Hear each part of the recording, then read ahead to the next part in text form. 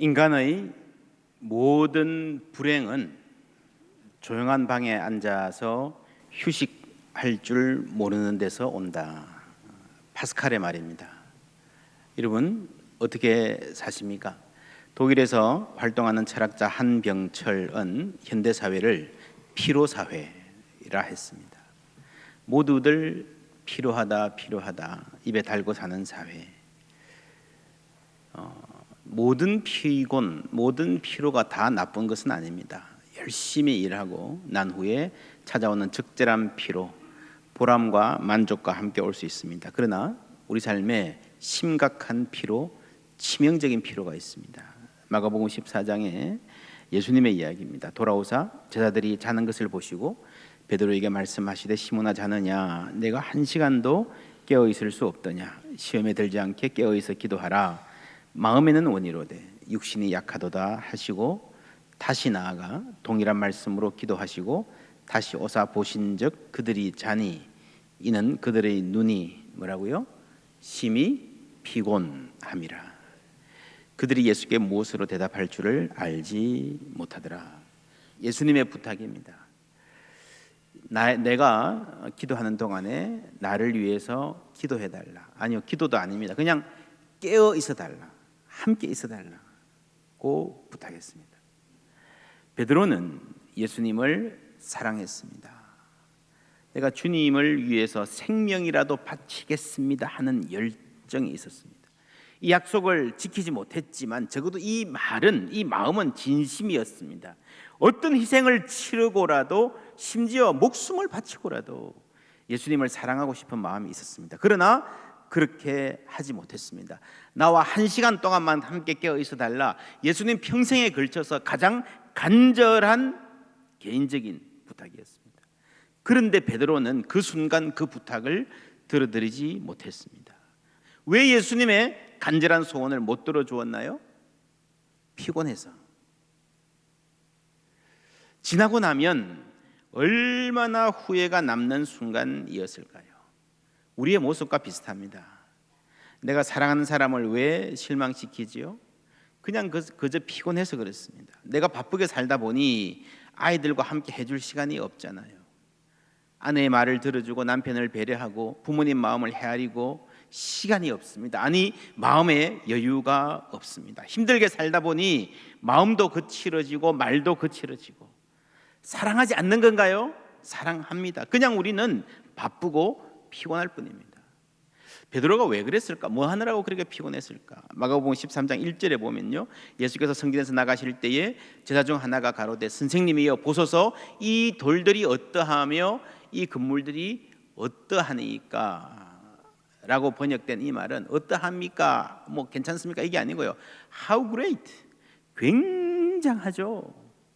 당시 성전은, 예루살렘 성전은 세계적으로 손꼽히는 웅장하고 아름다운 건물이었습니다. 그걸 보고요, 이 제자들은 저게 우리께 될 것 같다라는 생각을 했습니다. 얼마나 흥분됐겠습니까? 여러분, 아파트 한 채 공짜로 생긴다. 한 채가 아니라 엄청난 건물 전체가.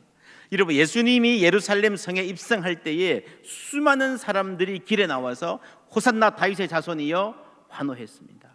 이제 그 환호하는 여세를 몰아서 조금만 더 가면, 한 발짝만 더 가면, 예수님이 마음만 먹으면 이 예루살렘을 접수하는 것은 시간 문제라고 생각했습니다. 성공 예감, 찌릿한 감정이 찾아온 거예요. 성공 좋습니다. 그런데 중요한 물음이 있습니다. 하나님의 뜻일까요? 지금 예수님은 그 성전과 예루살렘의 영적인 피폐함을 보고 안타까워서 눈물을 흘리고 계신데, 바로 옆에 있는 제자들은 그 성전의 물질적인 화려함에 이끌려서 마음을 쓰고 흥분하고, 그래서 막 하루 종일 돌아다닌 겁니다. 흥분한 상태에서. 그러다 보니까 피곤하죠. 우리가 큰 꿈을 갖는 것은 좋습니다. 그러나 하나님의 뜻과 다른 비현실적인 기대감이 우리를 피곤하게 하고 피폐하게 만듭니다. 그러니까 우리를 피곤하게 만드는 게 외적인 환경만이 아니라 결국 내 마음속에 있는 무엇이라는 거죠. 우리 마음속에 무엇이 있길래 우리를 피곤하게 만들까? 독일에서 활동하는 철학자 한병철은 피로사회라는 책에서 이런 말을 합니다. 옛날에는 미셸 푸코라는 사람 아십니까? 이 사람이 현대 사회를요, 근대 이후의 사회를 감시 사회라 그랬습니다. 중세 이전 고대 노예 이럴 때는요, 노동을 강제로 시키고 게으름 피우면 채찍을 휘둘러서 사람들을 통제했는데, 근대 이후의 자유화된 사회는요, 감시한다는 거죠. 사회 곳곳에서 이렇게 모든 것을 감시하고 있는, 누군가 통제하는. 아이들도 그렇지 않습니까? 아이들 여러분 키우다가 집에 들어가면 TV 보고 있으면 아이들은 뭐라 그래요? 좀 전에 TV 켰어 그러잖아요. 엄마가 없어도 이 감시당하는 그런 느낌이 처음부터 끝까지 직장인에도 모든 사람에게 있다는 거죠. 신앙생활도 제대로 해야 될 것 같은, 누군가가 보고 있을 것 같은 그런 압박이 우리 안에 있다는 겁니다. 이게 감시사회라 그러면요, 한병철은 그렇지 않다. 현대인들은 감시가 아니라 성과 사회를 살아간다. 누가 감시하지 않아도 스스로 잘하고 싶어서 자기를 힘들게 몰아간다는 거죠. 8시에 출근해야 되는 사람이 일찍 일어나서 6시 반에 영어 학원에 가는 것, 잘하고 싶어서죠. 좋은 겁니다. 잘하려고 하는 건 좋은 겁니다. 하면 된다, 할 수 있다, 큰 꿈을 가져라. Boys be ambitious. 그죠?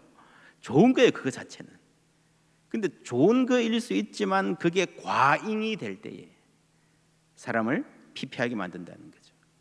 그래서 한병철의 피로사회는요, 이 긍정성의 과잉, 감시사회라 말합니다. 베드로의 모습 또 다른 장면 보십시다. 마가복음 4장 35절부터 우리 함께 읽어볼까요? 그날 저물 때에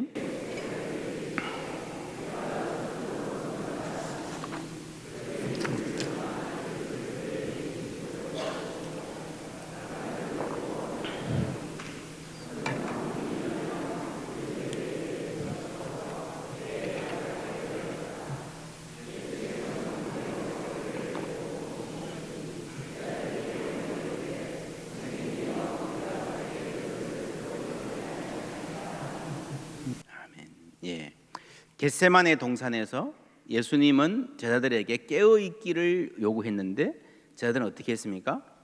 졸고 있었습니다. 지금 이 배 위에서 제자들은 죽겠다고 난리인데 예수님은 주무시고 계십니다. 어떻게 된 겁니까? 무엇이 잘못됐습니까? 베드로와 그 친구들은 깨어 있어야 할 때 졸고 자야 할 때 자지 못했던 것입니다. 수면장애라 할 수 있습니다. 시편 127편 1, 2절 말씀 함께 읽습니다. 여호와께서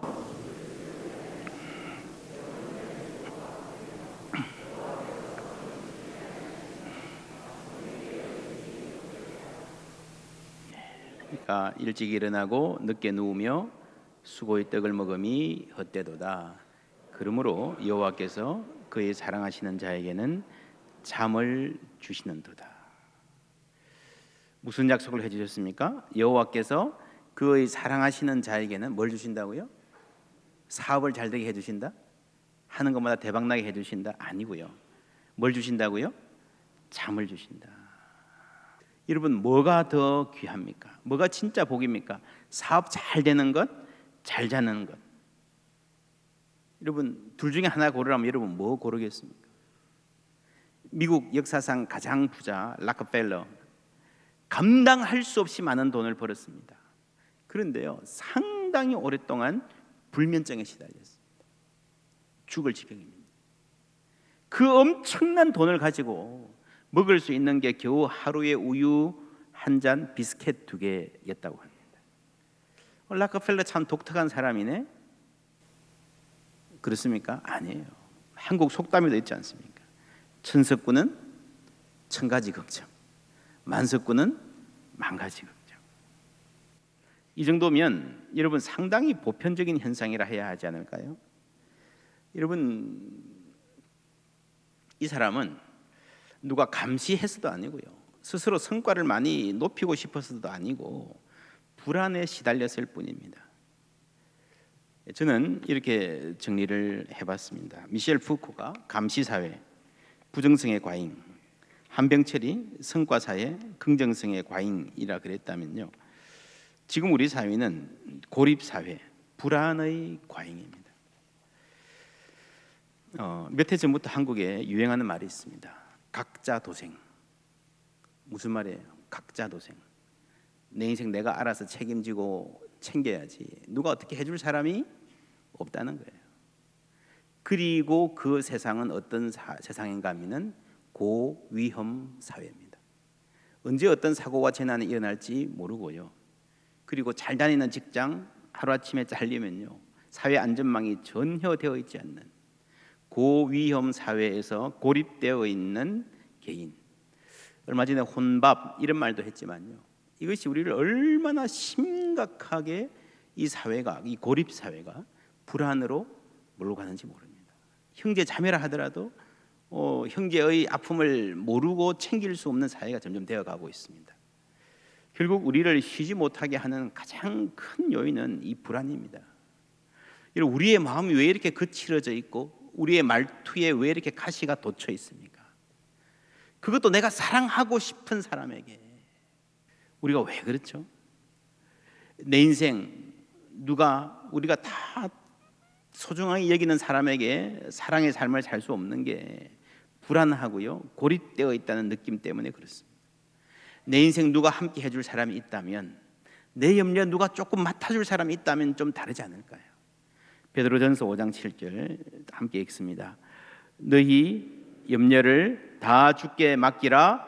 이는 그가 너희를 돌보심이라. 아멘. 여러분, 그렇게 불안에 떨던 베드로가 어떻게 이렇게 주님께 맡기라라는 말을 자신 있게 할 정도로 성장했는가 보십시다.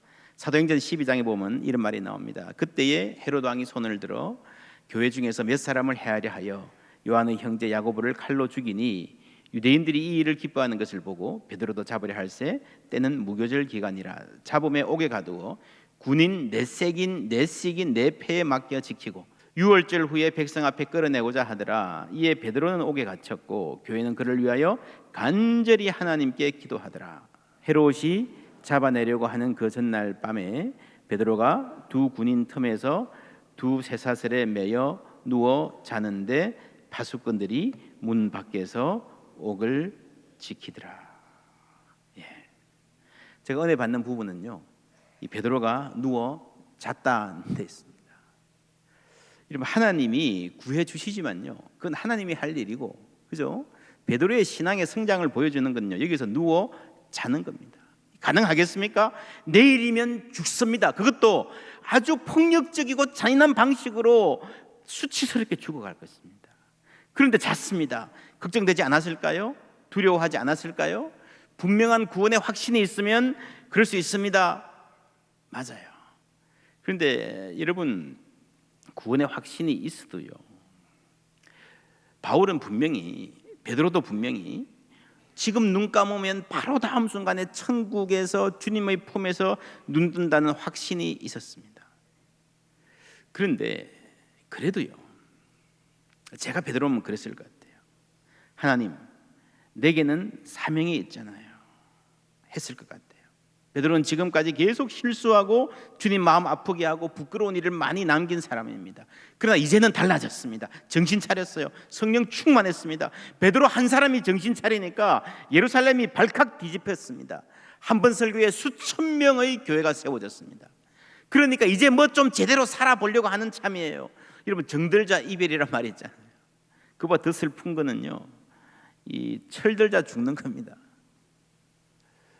예수님이 그러셨잖아요. 예루살렘과 유대와 사마리아와 땅끝까지 이르러 내 증인이 되리라 그랬는데, 이 베드로가 이 말을 기도하면서 받아들였을 거예요. 여러분, 그러다 보면요, 마음에 비전이 생깁니다. 꿈이 생깁니다. 그죠? 유대와 사마리아와 땅끝까지 가는 자신을 상상하고 기도할 거예요. 여러분, 근데 그 비전을 내려놓기가 참으로 힘듭니다. 그걸 내려놓는다 하더라도 끝까지 남는 것은 책임감입니다. 여러분, 참 믿음의 사람들도요, 죽음을 앞두고 마지막까지 놓기 힘든 것은 책임감입니다. 나 죽는 것은 좋지만, 내가 천국 가는 것은 기쁜 일이지만 남은 가족들은 어떻게 해요? 저 어린 것들. 그 걱정과 근심으로 잠 못 이룰 것입니다. 베드로는 더 큰 책임감이 있었습니다. 이제 막 피어오르는 꽃몽오리 같은 교회, 그 교회가 지금 박해의 세찬 칼바람 앞에 있습니다. 베드로는 그 어린 교회의 대표이고요, 지도자입니다. 내가 떠나고 나면 이 성도들이 어떻게 될까? 남겨진 사람들 걱정되지 않았을까요? 그럼에도 불구하고 그는 잤습니다. 두려움도 억울함도 심지어 사명과 비전과 책임감도 모든 것을 주님께 어떻게 하고요? 맡기고 잤습니다. 여러분 삶에 참 안식을 누리는 시간이 있습니까? 너무 바쁘십니까? 아무리 바빠도 예수님만큼 바쁘시겠습니까? 예수님은 식사할 겨를도 없이 바쁘셨다 그랬습니다. 여러분 잠을 못 이루십니까? 너무 걱정이 많아서, 인생이 너무 기가 막혀서 잠을 못 이루십니까? 오늘 내가 겪은 일을 생각하면 분해서, 내일 내가 일어나면 맞닥뜨려야 할 일을 생각하면 숨이 막혀서 잠을 못 이루십니까? 베드로는 군중들 앞에 나가서 끌려나가서 맞아 죽을 일을 몇 시간 앞두고도 깊이 잠들었습니다. 할렐루야. 베드로가 원래 잠이 많아서 그런 것은 아니라는 거 우리가 잘 압니다. 본래 배짱이 좋아서 그런 것도 아닙니다. 베드로 역시 우리와 똑같이 인생의 풍랑을 만났을 때에 잠 못 이루고 죽겠다고 불안하여 떨며 주무시던 예수님을 흔들어 깨우던 나약한 사람이었습니다. 그런데 그가 성령 받고요, 예수 그리스도의 길을 알고 나서는 그 순종의 길에서 이제는 사형 집행을 눈앞에 두고도 평안히 잠들 수 있는 사람이 되었습니다. 그날 밤 이 감옥에서 천사가 나타납니다. 호련히 주의 사자가 나타나매 옥중의 광채가 빛나며 또 베드로의 옆구리를 쳐 깨워 이르되 급히 일어나라 하니 쇠사슬이 그 손에서 벗어지더라. 여러분 광채가 나면요, 여러분 집에 자다가 불 켜면 일어나잖아요. 근데 광채가 났는데 어떻게 됐습니까? 아직 자고 있는 거예요. 그래서 천사가 쳐서 깨웠다. 이거 아마 사도행전 기자가 일부러 이 말을 강조해서 쓰는 것 같아요. 그렇게 잤다는 거죠.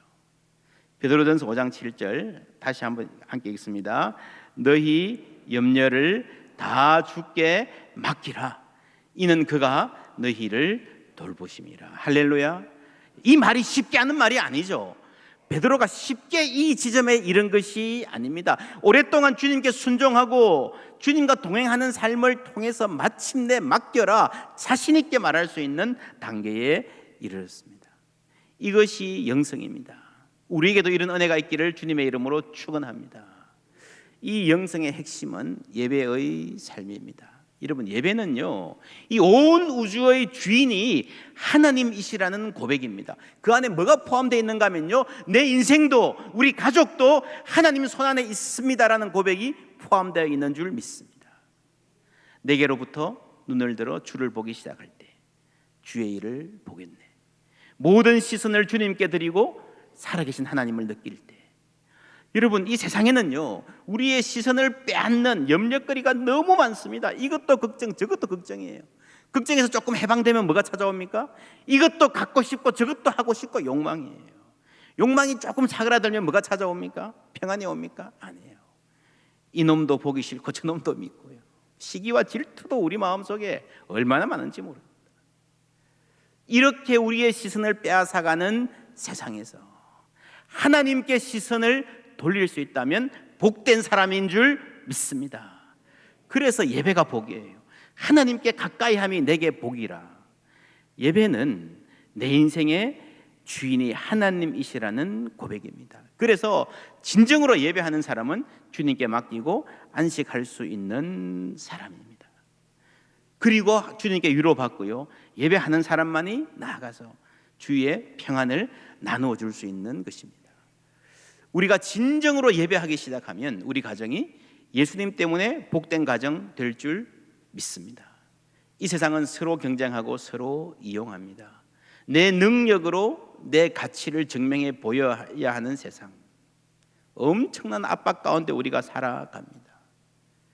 여러분 이 예배의 자리에서 그 압박에서 그 불안에서 해방되기를 주님의 이름으로 축복합니다.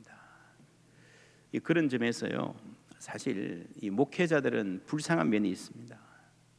늘 주님의 일을 하니까 감사하지만요, 목회자들은 잘못하면 이 예배가 일이 되거든요. 목회자들이 예배를 제대로 드리기가 쉽지 않습니다. 예배가 일이 되면요, 여러분, 예배가 무너지면 모든 것이 무너집니다. 여러분, 내 인생에 다른 게 좀 무너져도요, 예배가 살아있으면, 예배가 살아나면 모든 것이 함께 살아날 줄 믿습니다. 예배의 시간에 여러분 은혜와 치유와 해방을 경험하시기를 바랍니다. 제가 97년에 미국에서 유학 가서 신앙생활 하다가 2005년에 교회를 개척했습니다. 이국 땅에 가서 지원해주는 교회나 단체나 개인도 하나 없이, 여러분 그래도요, 고향에서 개척하면요, 가족들이라도 와서 앉아 있잖아요. 지나가다가 뭐 힘들면 동창들 친구들에게라도 좀 도와달라 할 수 있는데, 여러분 정말 유학생으로 단신으로 가가지고 아는 사람도 도와줄 사람도 전혀 없는 땅에서 제가 뭘 믿고 교회를 개척했는지 모르겠어요. 그래도 열심히 말씀을 전하니까 사람들이 꽤 모였습니다. 신생교회 치고는 규모 있는 교회가 되었고 잘한다라는 소리도 듣게 됐습니다. 그러니까요, 제가 더 힘들어지는 거예요. 건물도 없고 조직도 없고 전통도 없고 핵심 멤버도 갖춰져 있지 않은 그런 교회, 이 교회가 나에게 달려 있다라는 생각이 드니까 한 주일 한 주일 설교 준비하는 것이 그렇게 부담되고 힘드는 겁니다. 설교를 준비하고 토요일 자리에 누워서 자도요, 잔 것 같지 않고, 주일 아침에 일어날 때마다 묵직한 게 뭐가 이렇게 확 나를 누르는 느낌이었습니다. 그러던 중에 어느 날 아침에 눈을 떴는데 너무 상쾌하고 마음이 가볍고 날아갈 것 같은 거예요. 아, 오늘이 월요일이구나 생각했습니다. 저기서 아내가 왔다 갔다 하는 발자국 소리를 들으니까 월요일의 리듬이 아니야, 이 주일날 같아. 그래서 나는 월요일인 줄 알고 그 달콤한 느낌을 즐기면서 하다가 가만히 보니까 주일이에요. 이게 무슨 일이지? 지금 내 몸과 마음은 주일 아침의 스트레스가 아니라 월요일 아침의 해방감을 말하는데 달력은 분명히 주일이에요. 이게 웬일일까? 그러다가 갑자기 드는 생각이요, 그날 설교 본문이 오늘 이 말씀이었습니다. 수고하고 무거운 짐진 자들아 다 내게로 오라, 내가 너희를 쉬게 하리라. 제가 이 말씀을 전하려고 일주일 동안 계속 이 말씀을 묵상하는 가운데에 이 말씀이 제 속에 들어왔던 것 같습니다. 너무도 신비한 경험이었습니다. 이 말씀이 제 몸과 마음과 모든 스트레스를 깜쪽같이 속일 정도로 아주 생생하게 현실적으로 바꾸어 놓았던 것입니다. 이날 이후로 제가 믿음이 좀 자랐습니다. 주님께 맡기는 것을 배웠습니다. 완벽하지는 않았지만 그리스도 안에서 누리는 안식이 깊어지고 자유의 폭이 넓어졌습니다. 목회의 부담과 압박감도 좀 다른 차원에서 해결할 수 있게 되었습니다. 동일한 주님께서 동일한 말씀으로 똑같은 은혜로 우리를 초청하고 계신 줄 믿습니다. 여러분 예배의 자리에 나올 때마다 그 음성 들으시기를 바랍니다. 수고하고 무거운 짐진 자들아 다 내게로 오라, 내가 너희를 쉬게 하리라.